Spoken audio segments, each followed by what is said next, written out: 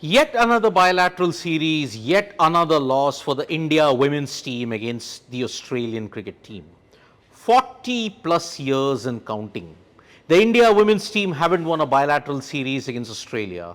And this series loss potentially comes at a very bad time because you are going to play the ODI World Cup at home after a gap of 10 years. Now, India versus Australia, when you have to look at where India lost it and what are the lessons that they can take for the ODI World Cup, there are three major factors. One, constantly buckling under pressure against Australia. Where have we heard that story before? I'm not narrating the incident that happened here in 2025 in Delhi. I'm narrating to you the incidents that happened in 2022, in 2023, 2022. Harmanpreet and Jemima fell in quick succession and then you lost the Commonwealth Games gold medal.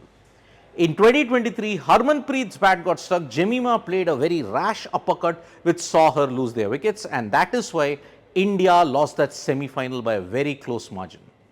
On the other hand, today as well, 206 for 2 in 20 overs in a chase of 400 plus.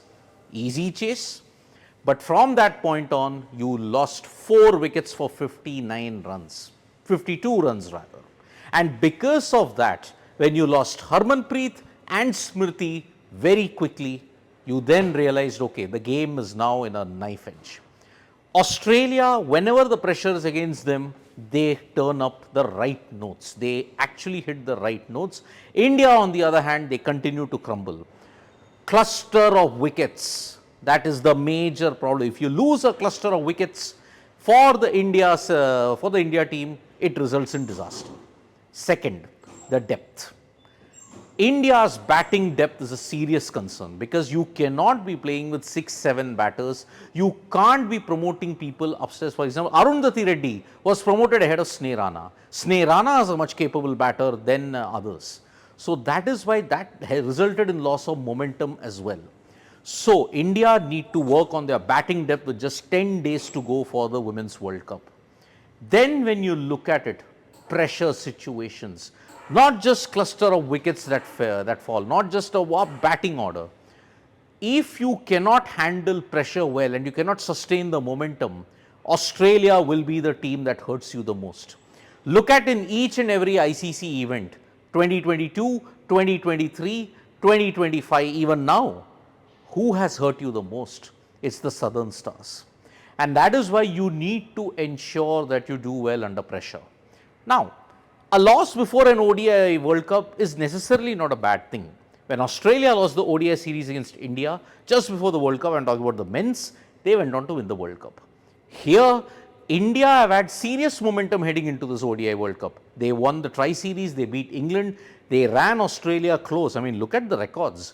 The highest victory margin by any team against Australia when it comes to runs.